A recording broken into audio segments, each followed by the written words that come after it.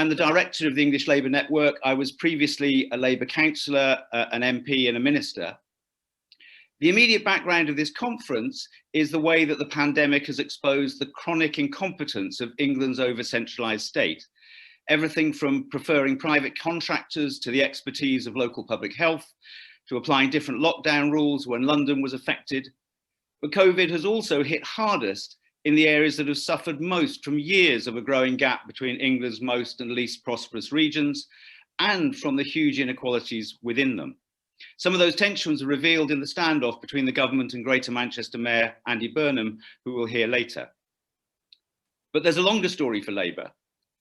We spent much of the 1980s and 1990s discussing devolution, but 13 years of a Labour government left the governance of England outside London unchanged.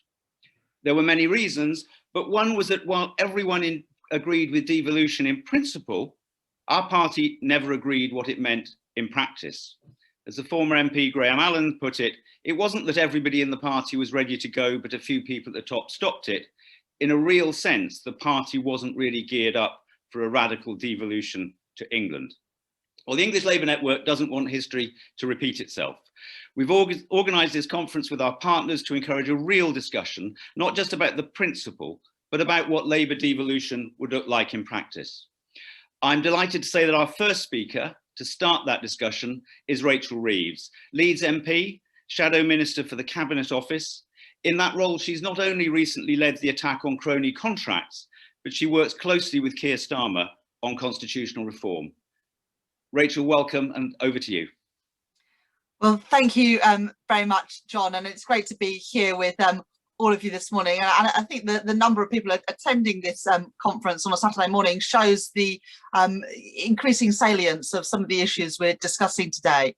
And I think John is absolutely right when he says that this pandemic, I guess it has affected all of us, but it has not affected us all equally. And the extent to which the pandemic has affected you over the last year will depend on a number of factors, but part of it is where you live. And in some of the most deprived communities of our country, the virus has been more endemic. The lockdowns have lasted for longer. If you take, for example, the diverse communities of Leicester, they have been locked down pretty much non-stop since the end of March last year. And if we look at vaccination rates are not the same around the country either. As John also says, devolution is unfinished business for the Labour Party. Some of the proudest achievements of the last Labour government were devolution to Scotland and to Wales and in London, and of course also the Good Friday Agreement. But it would be naive and wrong to say that Labour did everything that was needed on devolution. And also, even the devolution that was achieved needs to be constantly renewed and refreshed to work. And that's not just in England, but across our whole United Kingdom. And for too many people, the devolution settlement bequeathed by Labour and then built upon by the Conservative government is not working in too many parts of our country. I'll come on towards the end of what I've got to say to talk a little bit about some of the work that Keir has asked me to do in relation to the Constitutional Convention. But first of all, let me say a few things about why this all matters to me. I think that the issue of devolution goes to issues of power and of economic equality and opportunity. Labour's regions, England's regions, are just as diverse as federal Germany's or devolved Spain's. But for England's regions, powers are still overly centralised. Where you live in the country, the powers that you have in a community depend on where you live in the country. If you live in London or if you live in an area with a metro mayor, more decisions are able to be made in the area where you live compared to those areas where devolution still has not really touched. And I think this all matters because I think it is related that we are one of the most centralized countries in Europe, and at the same time, the most unequal of countries in Europe when it comes to geographic equalities. If you are born in Blackpool today, your life expectancy is 19 years less than if you were born in Richmond upon Thames today. If you're on free school meals in London, you are still twice as likely to go to university than if you're on free school meals in Yorkshire. And if you live in London, transport spending per head is 3 times higher than if you live in the East Midlands. Those economic inequalities affect your life chances. And there's also, in too many parts of the country for young people growing up today, a choice that has to be made about whether to stay in the area where you were brought up with those connections of family and friendships, or you move away to access decent work. Again, those are choices that I don't think that people should have to make. There should be economic opportunities in all parts of our country. And that means more powers being devolved to local communities and ordinary people to be able to shape their lives and their destiny. I also want to say something briefly about national identity. The big decision today that's going to be revealed by Labour is the choice of the new leader of Scottish Labour. And when we talk about the crisis of the union, people automatically think about the crisis in Scotland and the possibility in the near future of a future referendum there. But I think those issues around national identity are also close to crisis point in England as well. The government have set up within the Cabinet Office a union directive. And I've seen some of the initial work and survey work that they've been doing. And it is incredibly worrying about people's attachment to our multinational United Kingdom and growing levels of dissatisfaction and disconnection between those different nations that constitute our United Kingdom. To renew our foundations of a multinational democracy, much work needs to be done. And that's why Keir Starmer in the leadership contest announced that he wanted to do from opposition something that's incredibly bold and challenging, and that's set up a constitutional convention. And working with Gordon Brown and with local leaders and national leaders around the country, that is what we're going to be doing. Keir spoke about that in a speech just before Christmas, and in the next 2 or 3 weeks, expect to hear more about how that commission will work and how we want to involve people in all 4 nations of our United Kingdom at all levels of political, civic and business power. But this will only work if it has the energy from not just across our party, but across our country. And that's why we want to have as a central part of it, citizens' engagement in all parts of our United Kingdom, asking questions about identity, about power, about economic opportunity in all parts of our country. The change needs to come.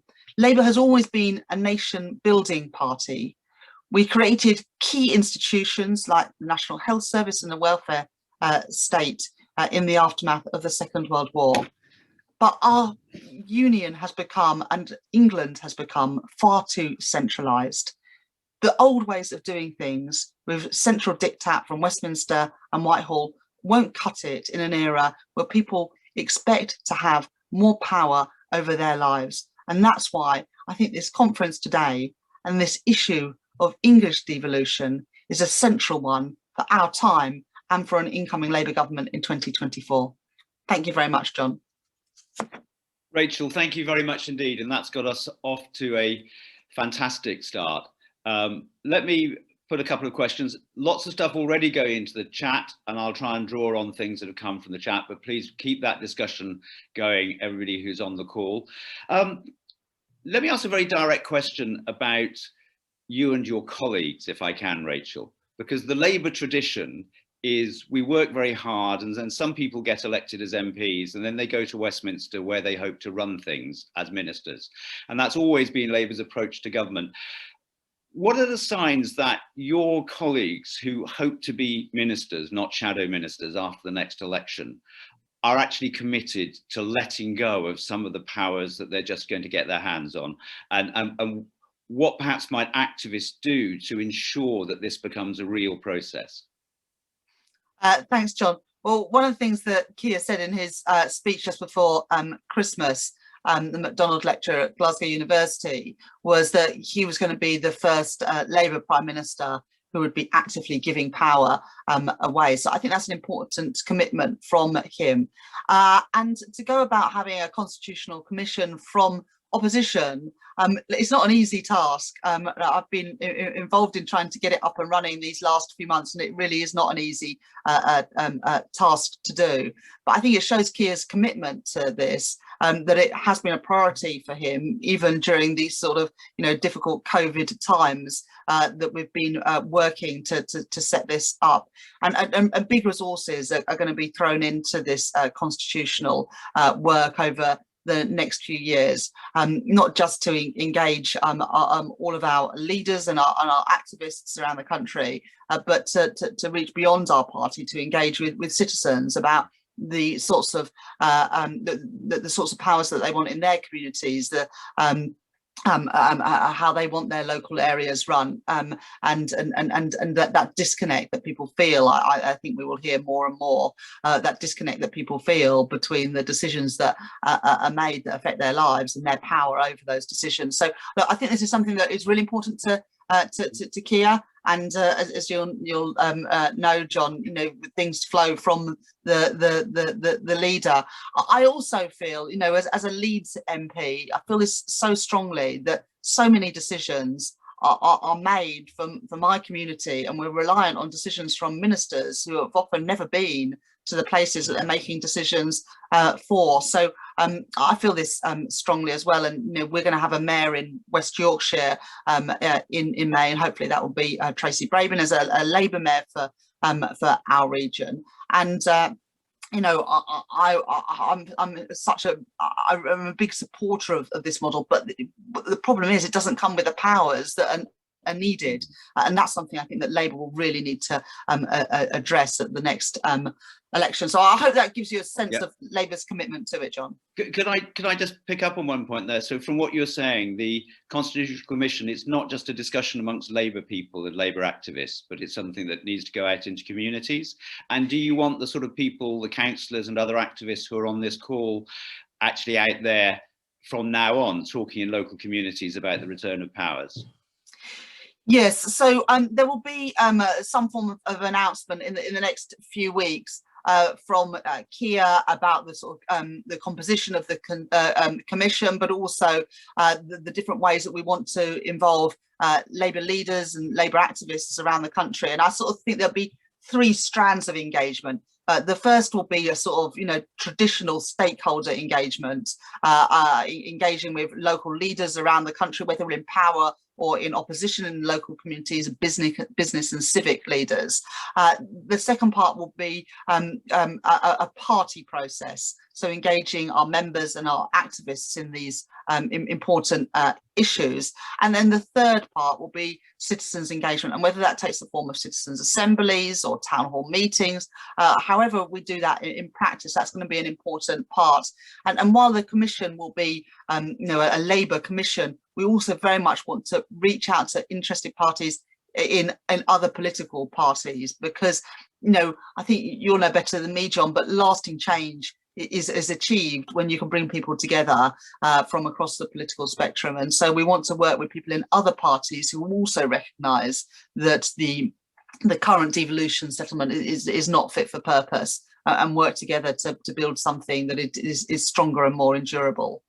Thank you. There's some really significant messages there, and we'll look forward to that coming through. Can I just ask one more question? I think when Keir made his speech, or one of his speeches, he said he came to this with no preconceptions. Councillor Don Alexander has said, we need to be clear that devolution cannot just be the devolving or shuffling around of administrative work, but local authorities must have their own tax raising powers. Are you able to confirm that at least that's not outside the scope of the discussion about what happens now?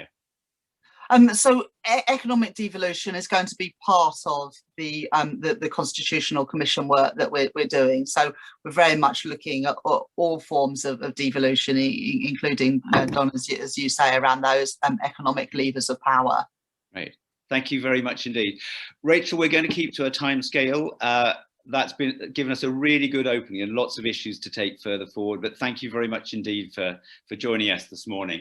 Welcome to those people who've joined us during the last session. Just to repeat a couple of messages, everybody is muted, and it may be helpful for the general quality of the call if people turn their videos off if they're not actually taking part as a panelist. We will of course be unmuting when we come to the breakout groups. I'm going to hand over very shortly to